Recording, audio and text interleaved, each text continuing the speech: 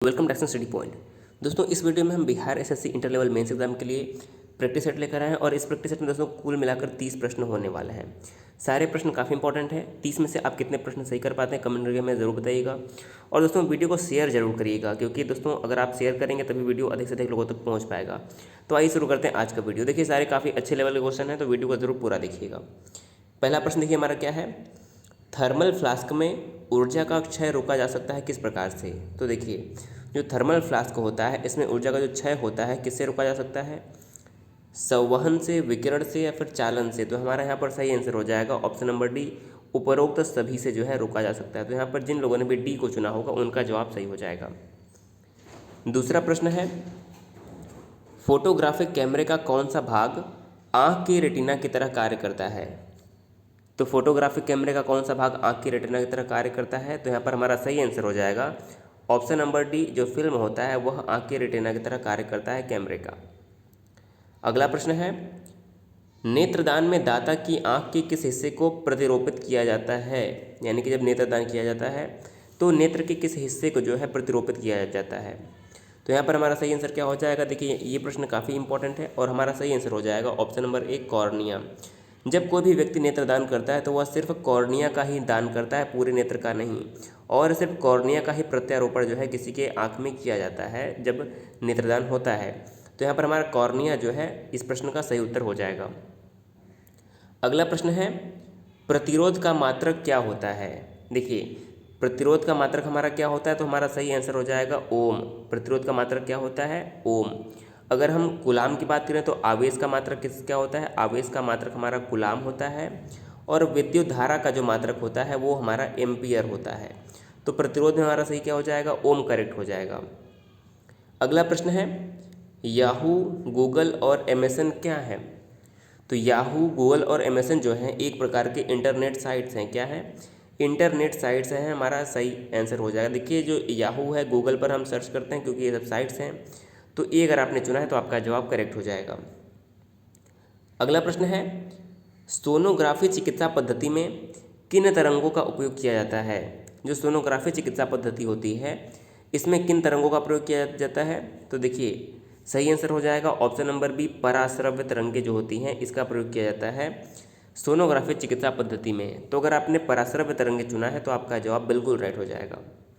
अगला प्रश्न है, थुम्बा रॉकेट प्रक्षेपण केंद्र कहाँ पर है। थुम्बा रॉकेट प्रक्षेपण केंद्र कहाँ पर है, सही आंसर हो जाएगा ऑप्शन नंबर सी, केरल में है। थुम्बा रॉकेट प्रक्षेपण केंद्र जो है हमारा केरल में हो जाएगा। और जो हमारा श्रीहरिकोटा प्रक्षेपण केंद्र है वो हमारा हो जाएगा आंध्र प्रदेश में। माफ़ कीजिएगा, जो हमारा श्रीहरिकोटा है वह उड़ीसा के व्हीलर द्वीप पर है। कहाँ पर है, उड़ीसा के व्हीलर द्वीप पर है। तो ये बात याद रखनी है आपको। अगला प्रश्न है, रडार का आविष्कारक कौन था। तो देखिए, रडार का आविष्कारक कौन था, हमारा सही आंसर क्या हो जाएगा option number D, Robert Watson. Radar का हमारा हो जाएगा रॉबर्ट वाटसन। अगर बात करें कि रडार का फुल फॉर्म क्या होता है, तो radio detecting and ranging. Radar का फुल फॉर्म क्या होता है, रेडियो डिटेक्टिंग एंड रेंजिंग। और हम बात करें कि सोनार का फुल फॉर्म क्या होता है, तो sound navigation and ranging. Radar का प्रयोग हम करते हैं कि जब वायुयान उड़ाते समय जो है, या फिर जो हमारी एयर, तो देखिए रडार का जो प्रयोग है वो एयरफोर्स द्वारा किसी वस्तु की स्थिति जानने में किया जाता है। और सोनार का जो प्रयोग होता है, सोनार का प्रयोग मुख्य रूप से नेवी के द्वारा जो है समुद्र के अंदर किसी वस्तु की स्थिति जानने के लिए किया जाता है। तो ये दोनों प्रश्न याद रखने हैं। अगला प्रश्न है, 90:90:90 का जो है तात्पर्य क्या है। तो देखिए, इसका संबंध जो है 8 से है। तो हमारा सही आंसर क्या हो जाएगा, ऑप्शन नंबर बी करेक्ट हो जाएगा। देखिए, सारे प्रश्न मोस्ट इंपॉर्टेंट हैं। अगला प्रश्न है कि राष्ट्रीय विज्ञान दिवस कब मनाया जाता है। तो ये मोस्ट इंपॉर्टेंट भी है और कॉमन प्रश्न भी है। तो जो हमारा राष्ट्रीय विज्ञान दिवस है वो 28 फरवरी को मनाया जाता है, क्योंकि इसी दिन जो है सीवी रमन को जो है रमन इफेक्ट के लिए नोबेल प्राइज़ मिला था। इसीलिए प्रत्येक वर्ष 28 फरवरी को विज्ञान दिवस के रूप में मनाया जाता है। अगर हम बाकी ऑप्शन को देखें तो 30 जनवरी को शहीद दिवस मनाया जाता है, 5 जून को विश्व पर्यावरण दिवस मनाया जाता है, और 1 दिसंबर को जो है एड्स दिवस मनाया जाता है। तो बाकी ऑप्शन पर भी आपको ध्यान देते रहना है। अगला प्रश्न है, रविंद्रनाथ टैगोर को साहित्य का नोबेल पुरस्कार 1913 में उनकी किस रचना के लिए मिला था। तो गुरुदेव रविंद्रनाथ टैगोर को साहित्य का नोबेल जो पुरस्कार मिला था वो उनकी रचना गीतांजलि के लिए मिला था। सही आंसर क्या हो जाएगा, ऑप्शन नंबर सी, गीतांजलि के लिए गुरुदेव रविंद्रनाथ टैगोर को 1913 में साहित्य का नोबेल पुरस्कार मिला था और वह नोबेल पुरस्कार साहित्य का नोबेल पुरस्कार प्राप्त करने वाले एशिया के पहले व्यक्ति भी बने थे। तो यहाँ पर हमारा सही आंसर क्या हो जाएगा, ऑप्शन नंबर सी यहाँ पर जो है करेक्ट आंसर हो जाएगा। अगला प्रश्न है, भारत में मीट्रिक प्रणाली यानी कि जो दशमलव प्रणाली है कब से प्रारंभ की गई। तो जो भारत में मीट्रिक प्रणाली है इसका शुरुआत 1957 से शुरू हुआ था। तो यहाँ पर ऑप्शन नंबर ए जो है 1957 करेक्ट आंसर हो जाएगा। अगला प्रश्न है, सैनिक कीट मुख्यतः किस फसल का कीट है। देखिए ऐसे प्रश्न जरूर बनते हैं कि कौन से कीट किस फसल के हैं, तो हमारा सही आंसर हो जाएगा जो सैनिक कीट होता है यह धान का कीट है। क्या है, यह धान का कीट है सैनिक कीट। तो सी ऑप्शन यहाँ पर राइट हो जाएगा। अगला प्रश्न है, वृहद मैदान के पुराने जलोढ़ मिट्टी को क्या कहते हैं। तो देखिए जो जलोढ़ मिट्टी होती है यह दो प्रकार की होती है, मैंने कई बार आपको याद भी करवाया है।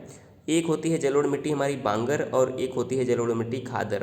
तो आपको याद कैसे रखना है, देखिए जब जलोढ़ मिट्टी पुरानी हो जाती है उसे हम बांगर कहते हैं और जो जलोढ़ मिट्टी नहीं रहती है उसे खादर कहते हैं। तो यहाँ पर पुराने जलोढ़ मिट्टी की बात की तो हमारा क्या हो जाएगा, बांगर करेक्ट हो जाएगा। ऑप्शन नंबर बी, जो पुरानी जलोढ़ मिट्टी होती है उसे हम बांगर कहते हैं। तो ऑप्शन नंबर बी करेक्ट हो जाएगा।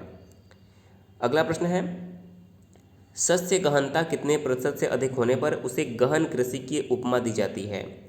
तो जो सस्य गहनता है वह 200% से अधिक होने पर जो है उस कृषि को गहन कृषि की उपमा दी जाती है। तो ऑप्शन नंबर बी 200% करेक्ट हो जाएगा।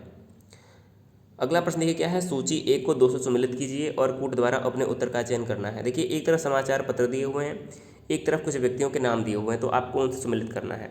तो ऐसे प्रश्न आपके एग्जाम में ज़रूर बनेंगे। देखिए कॉमनवेल्थ जो हमारा समाचार पत्र है यह एनी बेसेंट के द्वारा निकाला गया था, यानी कि इसके संपादक कौन थी, एनी बेसेंट। बात करें कि लीडर समाचार पत्र के संपादक कौन थे, तो हमारे हो जाएंगे मदन मोहन मालवीय। जो अलबिलाग था वो इसका संपादन किया था मौलाना अबुल कलाम आज़ाद ने, और इंडिया जो था समाचार पत्र इसका संपादन किया था दादा भाई नौरोजी ने। तो अगर हम कूट से उत्तर इसका हम मिलाना चाहें तो हमारा यहाँ पर ऑप्शन नंबर जो बी है बिल्कुल करेक्ट बनेगा। देखिए ए का हमारा क्या बनता है, ए का हमारा 2 बनता है, बी का हमारा 4 बनता है, सी का हमारा 3 बनता है और डी का हमारा 1 बनता है। तो ऑप्शन नंबर बी जो यहाँ पर है बिल्कुल सही आंसर हमारा हो जाएगा। अगला प्रश्न देखिए, भारतीय किसानों की वित्तीय आवश्यकताओं की पूर्ति हेतु अल्पकालीन ऋण कितनी अवधि के लिए प्रदान किए जाते हैं। तो भारतीय किसानों की वित्तीय आवश्यकताओं की पूर्ति के लिए जो अल्पकालीन ऋण होते हैं वह 15 माह के लिए दिए जाते हैं। कितने माह के लिए, 15 माह के लिए प्रदान किए जाते हैं। सी ऑप्शन करेक्ट हो जाएगा।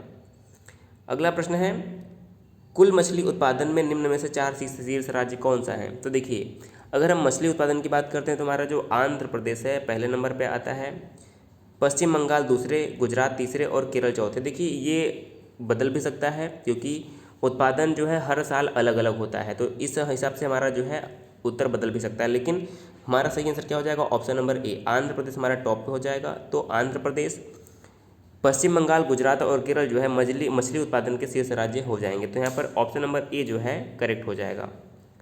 अगला प्रश्न है, वस्तु और सेवा कर यानी कि जो जीएसटी है, जीएसटी अधिनियम को संसद में पारित होने के बाद संविधान अनुसार आधे राज्यों का अनुसमर्थन आवश्यक था। कौन सा पहला राज्य था जिसने अनुसमर्थन किया था, यानी कि जीएसटी का समर्थन करने वाला पहला राज्य कौन सा था, ये प्रश्न पूछा गया है।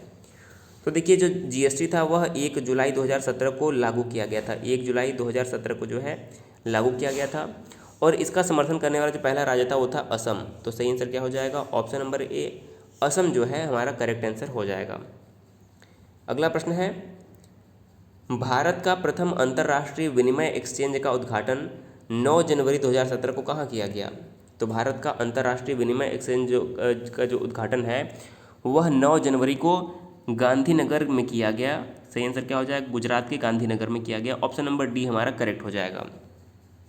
अगला प्रश्न है, भारत का पहला सेरीकल्चर केंद्र रांची में है, इसके दूसरे केंद्र की स्थापना दिसंबर 2016 में कहाँ की गई। तो जो भारत का दूसरा सेरीकल्चर केंद्र बनेगा वो हमारा हो जाएगा बेंगलुरु में, जो है इसका दूसरा केंद्र बेंगलुरु में स्थापना किया गया है। अगला प्रश्न है, मिर्गी रोग के उपचार में तथा शांति कारक औषधि के रूप में प्रयुक्त होता है क्या। निम्नलिखित में से कौन सा जो है वह मिर्गी रोग के उपचार में तथा शांति कारक के रूप में प्रयुक्त होता है। तो हमारा सही आंसर यहाँ पर हो जाएगा पोटेशियम ब्रोमाइड, जो है यहाँ पर हमारा option number C, potassium bromide जो है बिल्कुल राइट आंसर हो जाएगा। अगला प्रश्न है, मच्छर क्वाइल में प्रयोग होने वाला पाइरेथ्रिन प्राप्त होता है कहाँ से। तो सही आंसर हो जाएगा ऑप्शन नंबर डी, एक बीजीय पौधे से प्राप्त होता है। डी ऑप्शन यहाँ पर राइट हो जाएगा। अगला प्रश्न है, किस मुगल कालीन शासक का शासनकाल पेटीकोट शासन या फिर पर्दा प्रथा के नाम से जाना जाता था? तो देखिए यहाँ पर याद रखना है आपको, जो अकबर का शासनकाल है 1560 के से 62 के बीच का, उसे पेटीकोट शासन या फिर पर्दा प्रथा के नाम से जानते हैं। तो यहाँ पर सी ऑप्शन जो है अकबर करेक्ट आंसर हो जाएगा। अगला प्रश्न है, 2001 से 11 के मध्य भारत के किस राज्य में नकारात्मक जनसंख्या वृद्धि हुई? तो 2001 से 11 के मध्य किस राज्य में नकारात्मक यानी कि नेगेटिव जनसंख्या वृद्धि हुई, यानी कि जनसंख्या घटी है वहाँ पर? तो नागालैंड जो है हमारा करेक्ट हो जाएगा, यानी कि यहाँ पर जनसंख्या वृद्धि जो थी वो नकारात्मक थी, यानी कि माइनस में चली गई थी। तो ऑप्शन नंबर बी यहाँ पर हमारा राइट हो जाएगा। अगला प्रश्न है, भारत की गिनती जननांकिकीय लाभांश वाले देश के रूप में की जाती है, ऐसा किस लिए? ऐसा इसलिए क्योंकि, यानी कि जननांकिकीय लाभांश वाले देश में भारत की गिनती क्यों की जाती है? तो सही आंसर हो जाएगा, यहाँ 15 से 64 वर्ष की आयु वर्ग की जनसंख्या अधिक है, इसलिए भारत को जननांकिकीय लाभांश वाले देश में जो है भारत की गिनती की जाती है। ऑप्शन नंबर बी अगर आपने चुना था तो आपका जवाब बिल्कुल सही है।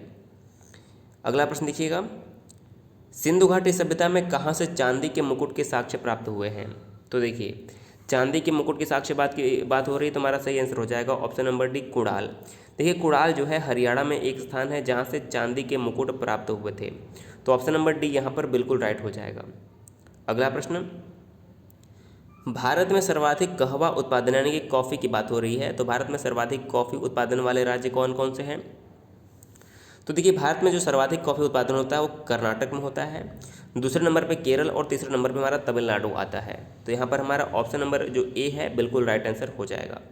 और आज का हमारा अंतिम प्रश्न है कि इलेक्ट्रॉन का द्रव्यमान कितना होता है? देखिए इलेक्ट्रॉन का द्रव्यमान होता है 9.1 × 10⁻28 ग्राम, और इलेक्ट्रॉन पर जो है ऋणावेश होता है यानी कि माइनस आवेश होता है। अब देखिए इस वीडियो में 30 प्रश्न थे, आपने अगर 25 से अधिक प्रश्न किए हैं, तो अगर आपने इसमें 25 से ऊपर प्रश्न सही किए तो समझ लीजिए आपकी तैयारी काफ़ी अच्छी चल रही है। दोस्तों वीडियो जरूर शेयर करिएगा, वीडियो कैसा लगा मैं कमेंट करके ज़रूर बताइएगा। वीडियो देखने के लिए बहुत बहुत धन्यवाद।